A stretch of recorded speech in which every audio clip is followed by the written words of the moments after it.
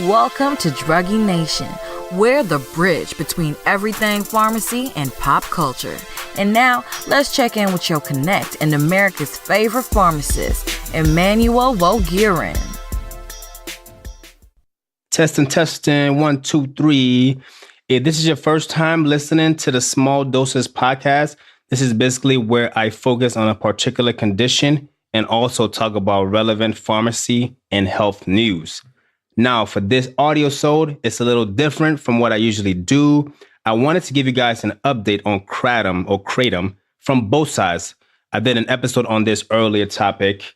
And as always, I got to start with the bad or negative news. So let's start with that.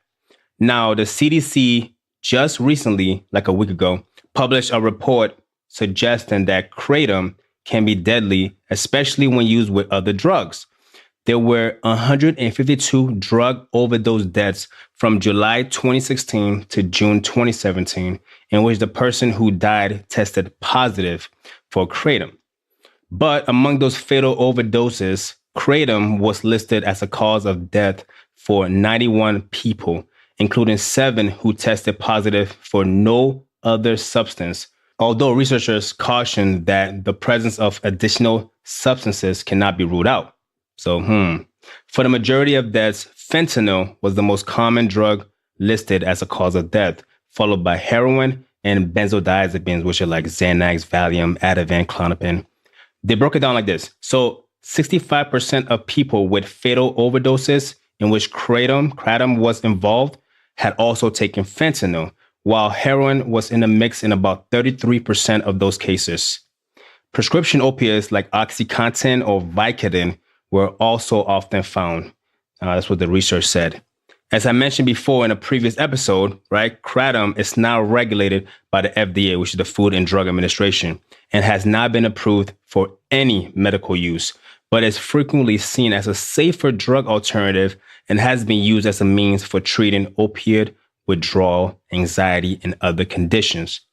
This new CDC report is sure to fuel debate inside the government about whether or not to put Kratom on the DEA's permanent Schedule I list of controlled substances, which includes heroin and LSD. Okay, that was the bad side of it. Now let's hear from the other side. Okay, so while the new report is the highest number yet of deaths in the United States where Kratom is said to have been a factor, the CDC numbers pale. Not even close, in comparison to the death tolls from opiates, which was almost 48,000 in 2017 alone. So would you rather have 48,000 definitely linked to opiates or 91 possible Kratom-linked deaths? Okay.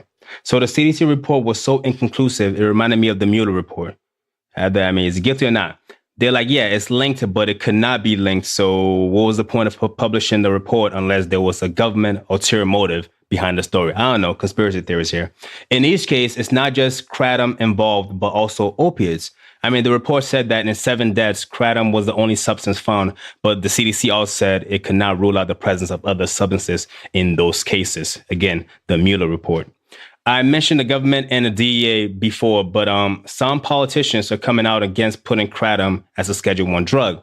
The concern is that putting Kratom on Schedule I would impede upon the research into alternatives for opioids and for treating opioid withdrawal.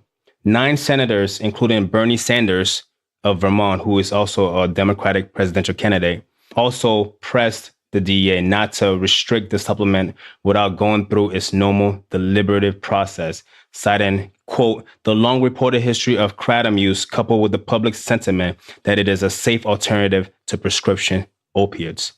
Now, advocates of Kratom blame some deaths on adulterated products that contain other drugs or dangerous substances.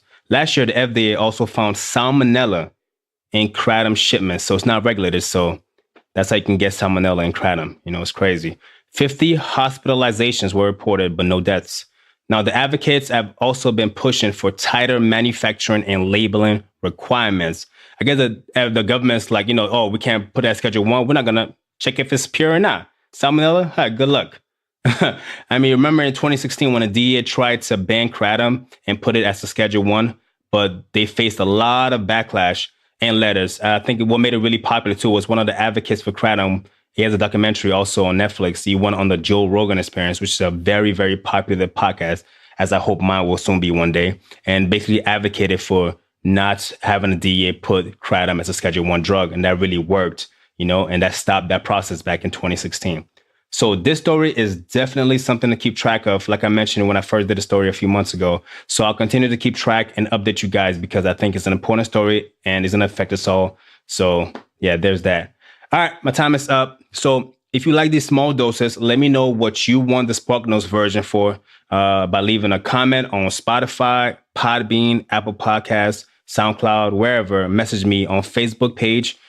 Drug E Nation, that's DRUG-E Nation. And also, my IG, follow me on there, okay? Emmanuel, EMMANUEL _Woghiren, WOGHIREN.